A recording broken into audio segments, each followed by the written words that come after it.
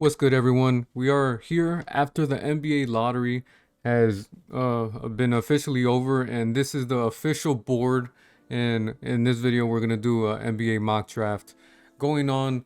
And yeah, man, the lottery was an amazing watch for me, at least for a Bulls fan. And I'm gonna go ahead and give you my perspective of how round one will go right after the lottery. Now to start us off, we got the Washington Wizards. I don't think it's like supplemented or cemented that there's a clear number one here. I mean, it could be anybody in this situation, but I think what the Wizards will do though, they'll listen to options. They'll listen around the league and in their front office who they want to select as the best available and who can contribute because their roster construction is pretty interesting. Obviously, they bring in former All-Stars Trae Young and Anthony Davis. They have some guys that was contributing last season, as in Keyshawn George, Alex Sarr, who was their former number 2 overall pick. They just drafted Trey Johnson. Will Riley has been showing some flashes. There's been some guys that have been contributing, but if they want to change this franchise around, I think they definitely want to look for a star and someone that could self-create for sure. And if they're willing to be very comfortable in a guy that could create his own shot and lead them to close some games in the clutch, I think one of those guys would be AJ DeBonsa. AJ DeBonsa, his self-creation is really good. I thought I went ahead and picked him right there, but clearly I did not. But with AJ DeBonsa though, he's an elite self-creator, man. Like, he could score pretty much at all three levels. His three-point shot, it will get better.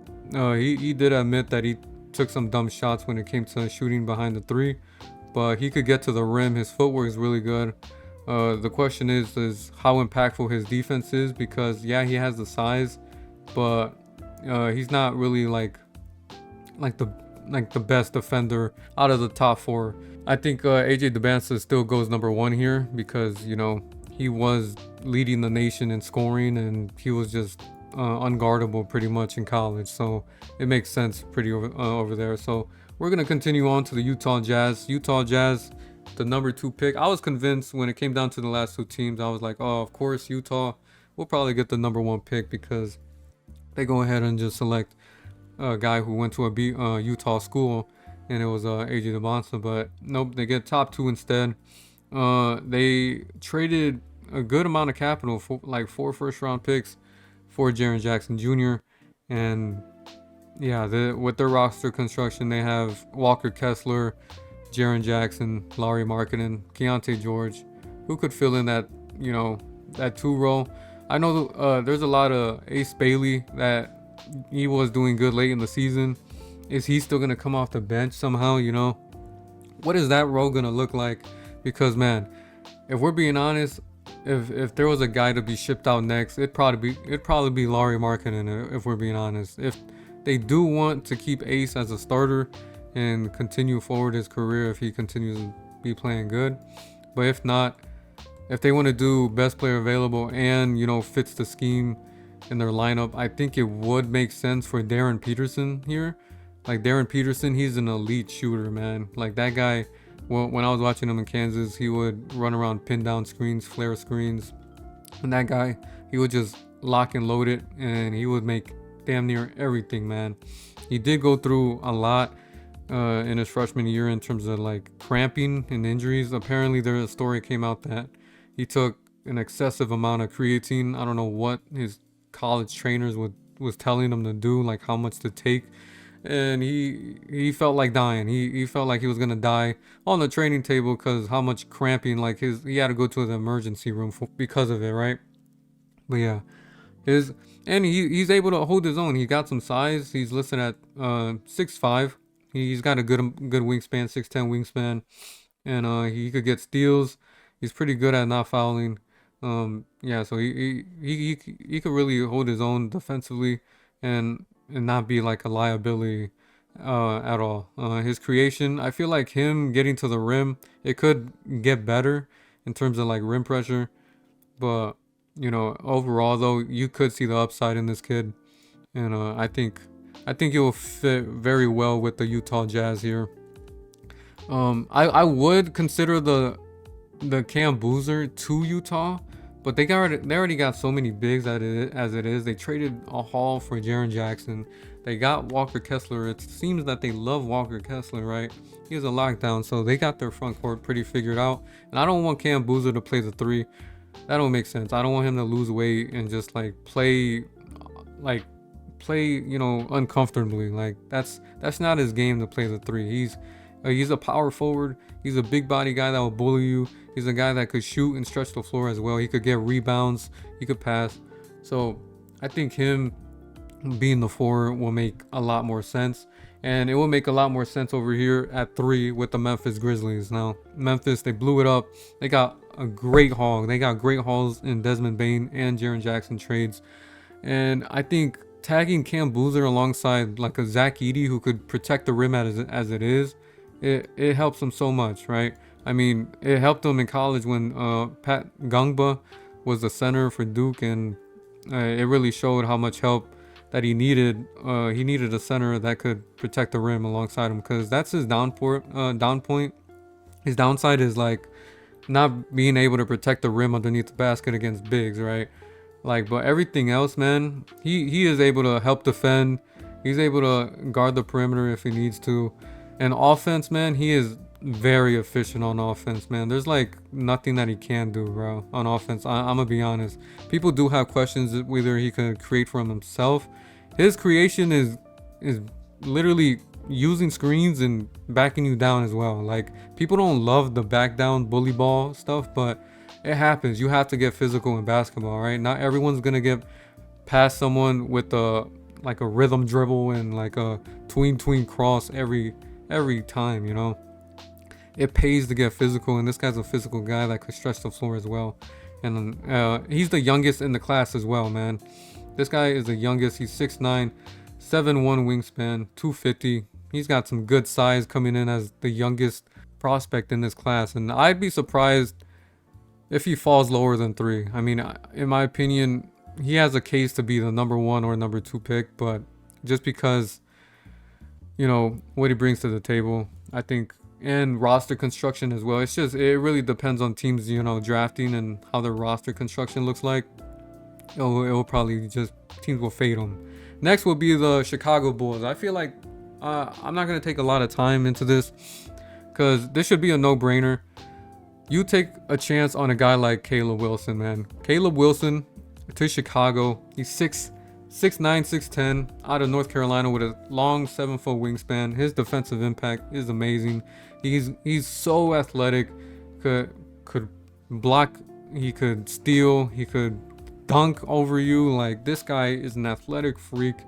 And I've seen his mid-range game too, and that guy is money from the midi. All right. Downside of this guy, it's definitely because of his 3-point shot. It is what it is. But if we're being honest, he was like a 20-something percent 3-point shooter. His jump shot doesn't look bad. It looks like it can be coachable, and he could develop a shot later down his career in the NBA. That's the type of potential I do see with this guy.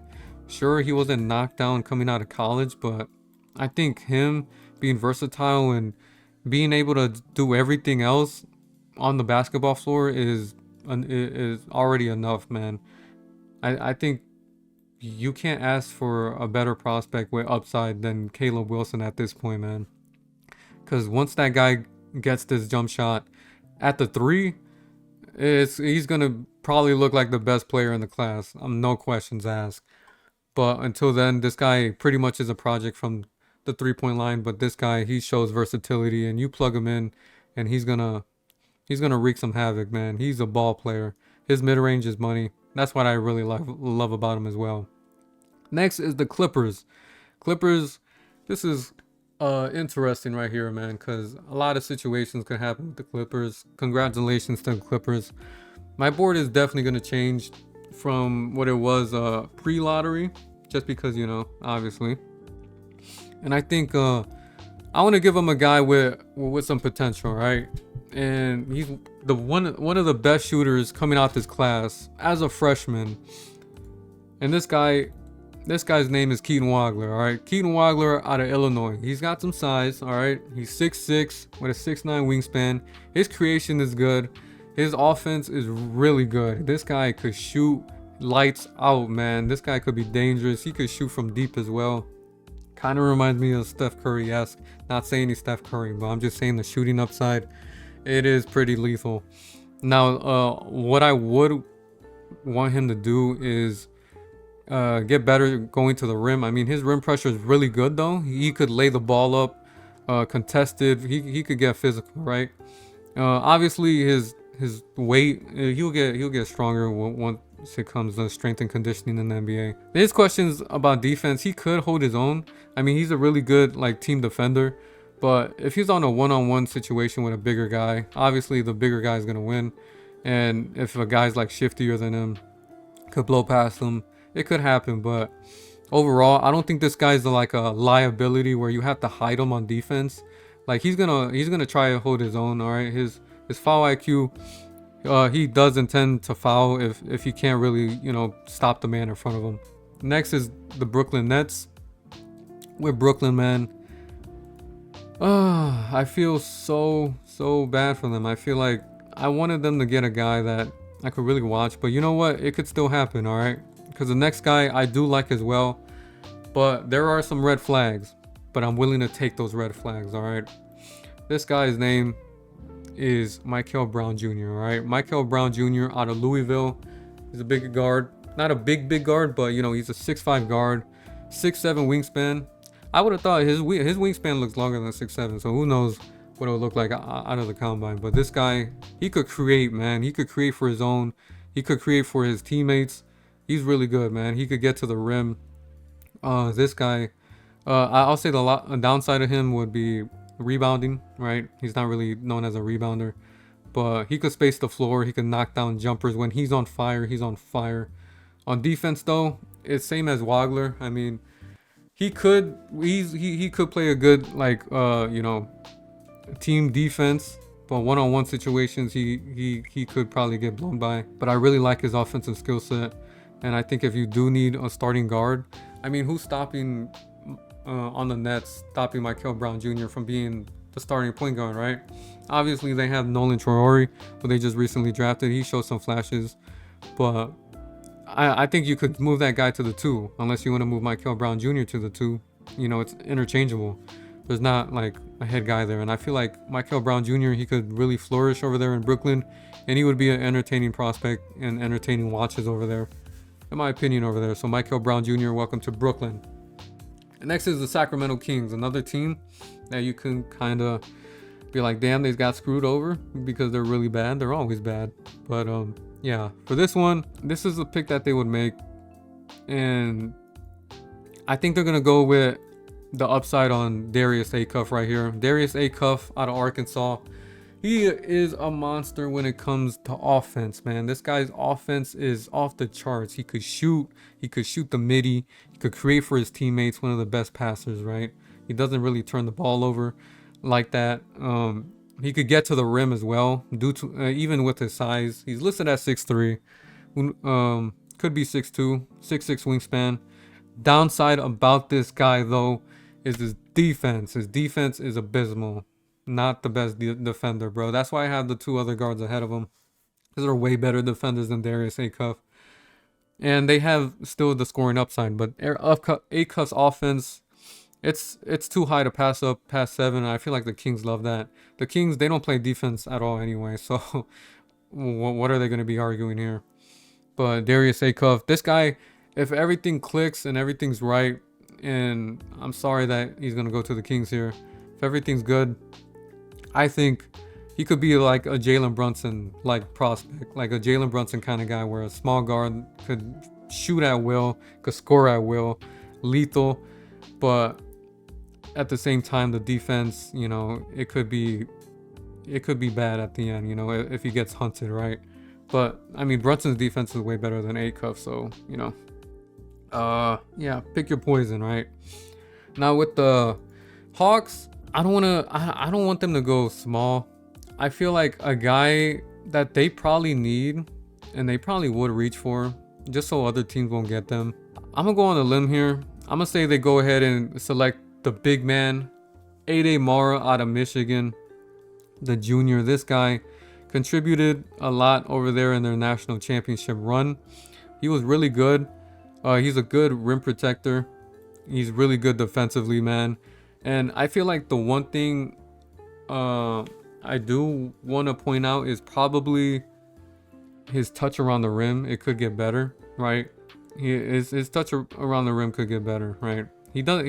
His self creation is really just, you know, him backing guys down. He's not gonna put the ball down and, you know, tween past anyone. You know, he's not that kind of guy. He's 7'3" with a 7'7" wingspan, man. 7'7" wingspan, close to an 8-foot wingspan.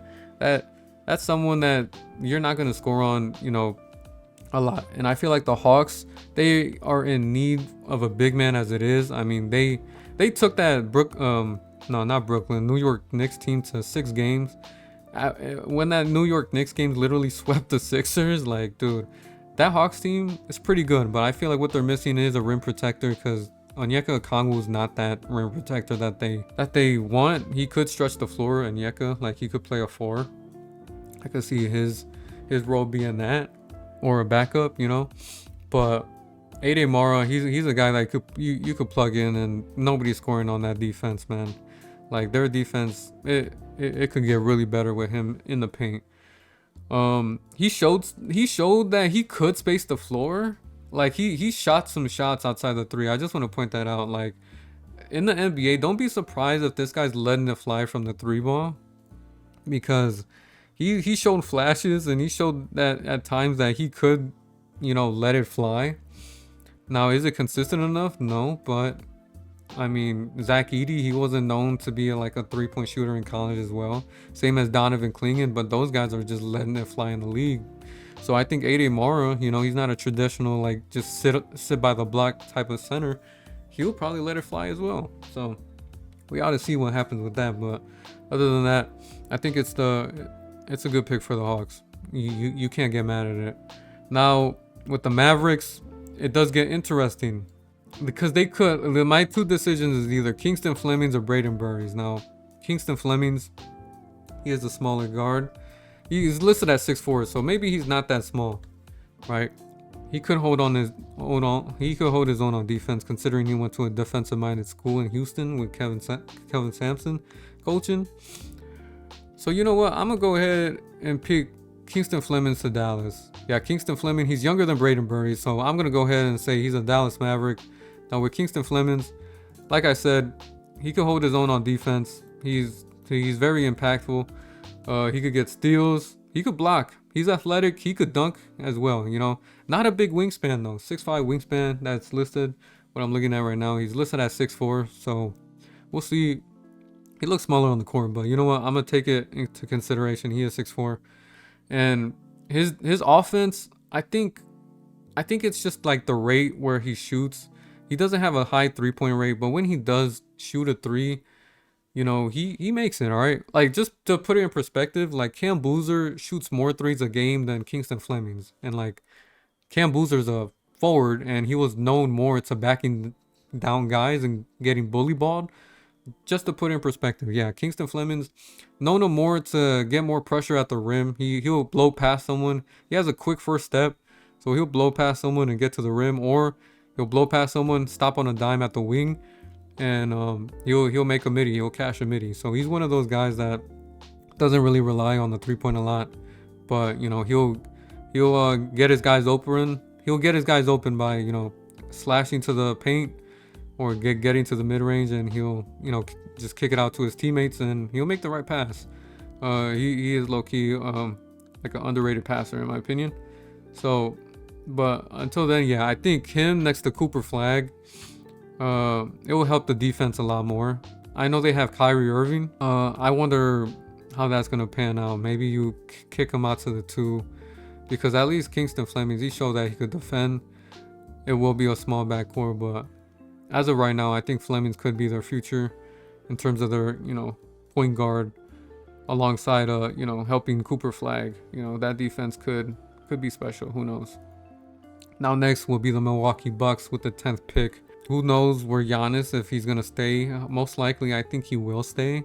I'm gonna say it. I'm gonna go ahead and pick LeBaron Philon to Milwaukee, man. This guy, he reminds me a lot like a player. I'm not gonna go ahead and say it, but this guy, he could create, man, on offense. All right, this guy, he is a bucket. He's listed at 6'4" with a 6'6" wingspan. He is pretty light.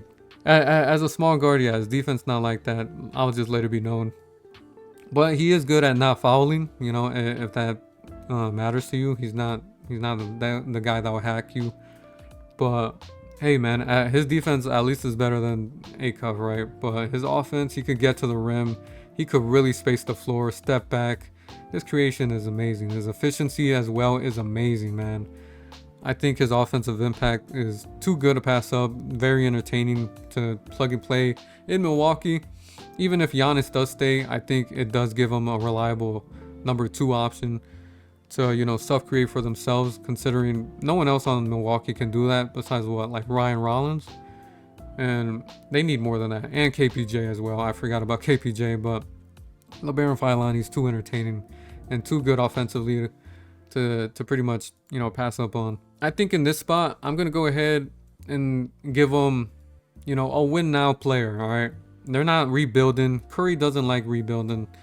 He's going to try to compete every last year of his career. They extended Steve Kerr for 2 more years. So that's in par of what maybe Curry's going to stay for, right? He got 1 more year left on his deal. He'll probably sign another 1-year deal after. I think this is a guy, Yaxel Lunderborg, man. Another guy from Michigan, that national championship winning team. He's got brings some good size. He brings some good shooting. This is a authentic 3-and-D wing that they'll plug and play. Who knows how soon Jimmy Butler will come? Maybe it'll be, you know, the beginning of the week of the season. I think this is fitting with Yaxel Lunderborg going to the Warriors alongside with Curry. They still have Kristaps, even though he doesn't play that many games, right? Draymond, who knows where he's gonna go? Like this Warriors offseason could be really tricky. I wonder what they're gonna do. So I'm just gonna go ahead and give them a win now player that could space the floor, that could, you know, dribble for his own, could get to the basket, really good on defense. He has a 7'4" wingspan as well, man. At 6'9", he has a good 7'4" wingspan. He is an older prospect. He is around 24 years old. So this is why he's dropping. If he was obviously coming out as a sophomore, junior, freshman, this guy would be a top 5 pick. No doubt about it. It's fitting that he goes to a win now team, and I don't want him to go to the Thunder, all right? There's too many guys that have Yaxel going to the Thunder. Thunder, these guys, oh man, they got one of the best capitals, top 4 capitals in the draft, because Sam Presti's amazing, right? To be honest, yeah, I'm gonna go ahead and give him Braden Burries, man, because who knows how long some of those contracts are ending over there in OKC, because those contracts hit next year. Braden Burries, he brings versatility and 3-point shooting. He is a good rebounder, man. He is one of the guards that could really rebound, and he could hold his own on defense, even with his size at 6'6". He was on the Arizona team that was pretty stacked, man. It was pretty stacked. He could get to the cup as well. He's a guy that willing to, you know, he's willing to win. All right, he's an older freshman though. He's like gonna be 21, I believe, going into his rookie season. And going 13 is the Miami Heat. Miami Heat, they have a lot of options, man. What do I like more for Miami? I feel like Miami is the type of team to select Kareem Lopez still. I had him going Kareem Lopez prior. I'm just going with the flow here. Could they select a guy like Dalen Swain who brings defensive ability? You know what? I'm gonna do it. I'm gonna go Dalen Swain here to the Heat. It makes sense. Dalen Swain, this guy. Now, the downside about him is his 3-point shooting, considering he doesn't shoot a lot of threes. But this guy holds his own on defense, man. He really does.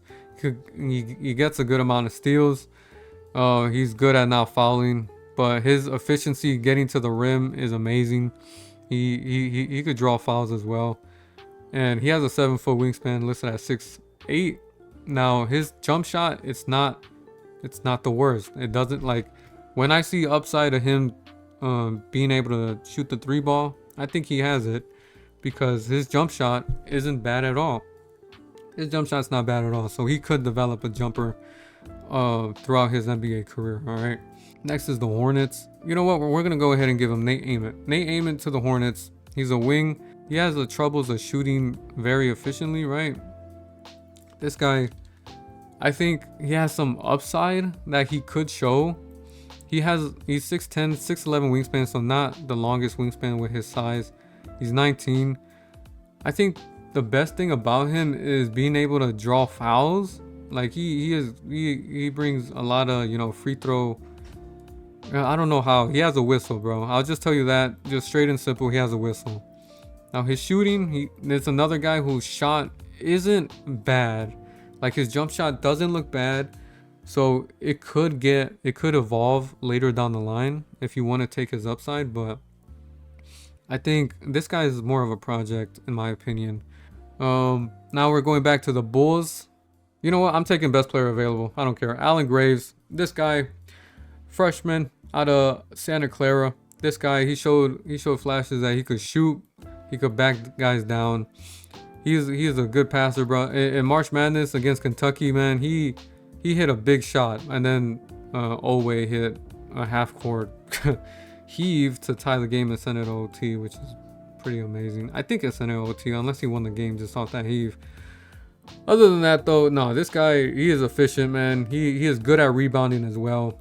He has a 7-foot wingspan with his size. He's really good at steals, blocks. He's really good defensively, man. He could really space the floor as well, man. I really like this guy. I say why not? Bring him to Chicago. We'll have all the wings in the world, man. I'm not a big fan of Patrick Williams. Ship them all, right? Our wings could look like Matas Buzelis, Caleb Wilson, Noah Senge, and Allen Graves. So why not have one of the best wing cores in the league? Back to the Memphis Grizzlies, who selected Cam Boozer, who hooped in New Zealand. I will. His name is Kareem Lopez to Memphis. I think this will more like a best player available kind of, you know, best fit as well. Kareem Lopez, he showed some flashes over there and overseas, and he has some size, man. He has some size to him. He's 6'8", and I think he'll fit the mode over there in Memphis for sure. Back to the Thunder, where I had him selecting Braden Burries. I was gonna give him Hans Steinbach earlier, but if he's still here, might as well take him at 17. He's gonna go ahead. He could stretch the floor as well, I believe. And I think with him being at his size, he's not the craziest defensive guy as you want him to be. He has, you know, he's good at not fouling. He doesn't get a lot of blocks. He could get a steal though. He averages like a block a game, you know. It's cool. He showed it with his wingspan, 7-foot wingspan, with his size. He does bring some good efficiency. You know, his splits do look really good. And I think overall, he's a really good rebounder. So he hustles at the rebounding position. Now to the Hornets. After them selecting Nate Ament, they say why not get a defensive big? And it's perfect at this position as well. Jaden Quinton's from Kentucky. Man, this guy is played out to be an elite rim protector. All right, this guy, he showed that can he create? Not crazy. He's not a crazy creator at all, man. But this guy, he's a really good rebounder. 7'5" wingspan at his size. Really good shot blocker. He could really hold his own on the defensive end, and I think that's low-key what they need. I know Diabate was really good for them. Diabate could still be the starter this coming season if they select Jaden Quinns and just have Jaden Quinns come off the bench. But Jaden Quinns, I feel like his defensive upside is too good to pass up on. He's got some good size. Really, you know, he's like a tank, man. He's a wall. You can't get past him. A lot of guys can't get past him, and I feel like this is a guy that could guard 1 through 5. You know, one of those big men that could, you know, guard a lot of positions. He is pretty dangerous. Toronto at 19. I feel like they need a guy that could score at the perimeter, man. They really do. Because looking at them in the playoffs, I think that's what it is. They're missing a lot of shot creators, especially guys that can make threes. a guy that probably fits perfect for him, and you're probably going to see him mocked here a lot, will be Bennett Sturts out of Iowa. This guy has played a lot of years in college. He played at Drake, transferred out to Iowa, took him to the Elite Eight. He's really good, man. 6'4", 6'6" wingspan. He's actually an underrated defender in my opinion. He's pretty decent. Yeah, his RAPM I'm looking at is really good. He could really create for his own step backs, you know, get to the basket, middies, you name it. Obviously not the greatest rebounder in the world, but you know, at his age, at 22, you want to look for a win now, as you got a taste of the playoffs and see what your team could do. So overall, I think this is a good selection for them. Especially, I don't know if they see Emmanuel Quickly as a long-term option. He could be moved soon. Who knows? But I think Bennett Sturts, he does bring that, you know, shot-making ability over there in Toronto, which is very intriguing.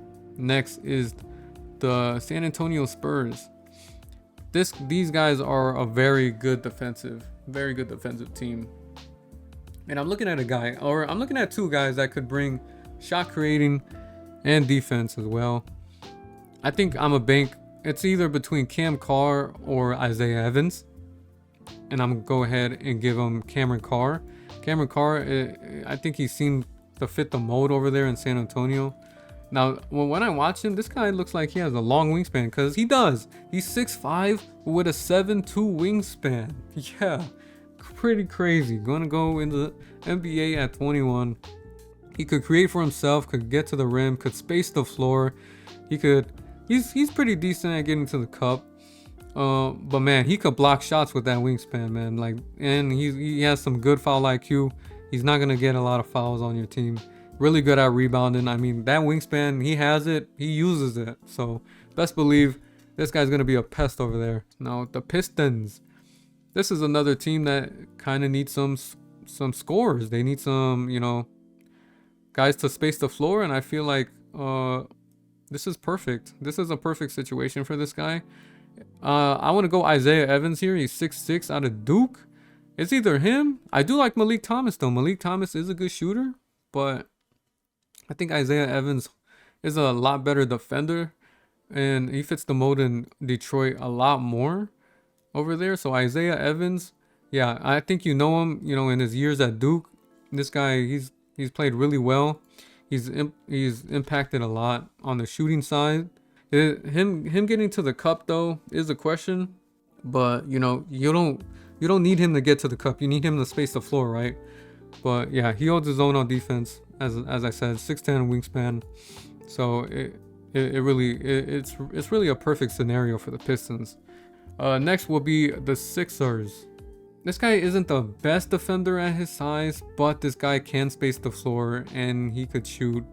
I want to see if I do want to consider. Yeah, this guy is a freshman. He comes out of the Crimson Tide. My fault. Amari Allen going to the Sixers. This guy does bring a lot of spacing over there, in my opinion. It's not an opinion, it's a fact. This guy, he does have some spacing with him. He can get to the cup as well. His creation, it's okay, but he's not analytically terrible as well. Let me know, Sixers fans, who would you rather have? Yeah, but in my opinion, I think Amari Allen would be the pick here. Next would be the Hawks. Their last pick, I had them selecting A.D. Morris. I think, is this like best player available at this point? Because it would be Merez Johnson. This guy is a power forward that brings a lot of defensive upside, and he has some championship DNA. He really does. He's really good, efficient. His spacing, he's not a good shooter. So would the Hawks consider this? They have some good ball movement. I mean, who cares? This guy is really good defensively, and he has a. You know what? Yeah, Merez Johnson, best player available. Matt, you know what? They go ahead and select both Michigan boys, man. Because why not? Why not? They bring in some championship DNA. Now the New York Knicks. What could they benefit off of this? And what I'm looking at, man, I think a guy that could really use them is Joshua Jefferson. I really like Joshua Jefferson, man. Joshua Jefferson. This is a guy who's a better shooter. He's a better shooter than Merez Johnson is. And this guy's ability at Iowa State, man. That guy was the heart and soul over there. That guy's impact was unmatched. He gets to the rim a lot. He could finish around the rim. He's really good in the post game. He's not a guy that could, shoots a lot of threes. When I meant that he could space the floor, he shoots, but not a lot. All right, he could make it.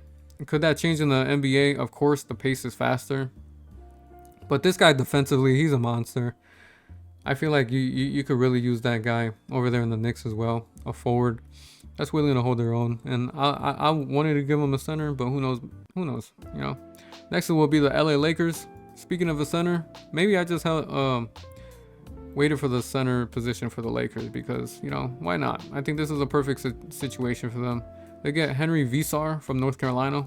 This is a guy that could space the floor for them, and he showed some good games without Caleb Wilson when Caleb Wilson was out with injury. He's a good floor spacer. He could rebound. He's pretty efficient. And his defensive impact, it is there. He has a 7'2" wingspan, a big guy. I think this is just a good traditional center that could space the floor, and he's an older prospect. He's 22, and this is a guy that you could win now. He's not like a baby where he has to learn the ropes. But this guy could show some promise, and it's pretty funny. Another white guy going to the Lakers, but that's pretty much the pattern going on over there, right? So let's keep it going. Now the Nuggets. Nuggets, this is a team that does need defense, man, because they got bounced out because they can't defend a fly apparently. Now, one of the best defenders and best players available, looking at it's like Chris Sinak, or it could be Tunde Yesufu as well. They do kind of need a point of attack defender, and I feel like Tunde Yesufu is the guy. I'm gonna go Tunde Yesufu. This guy, he was known coming out as a guy that he imitates Anthony Edwards, right? But this guy, he's a good defender, good perimeter defender in my opinion. He gets a good amount of steals. He could block shots. He doesn't foul that often. He's 6'5", but he has a 6'9" wingspan. He's got good size at 215, good rebounder. You're not drafting him purely off of his offensive ability. Kind of reminds me of a Lou Dort, if you're interested in that. Because Lou Dort, he's not that guy known to score a lot, but he could hit the occasional three.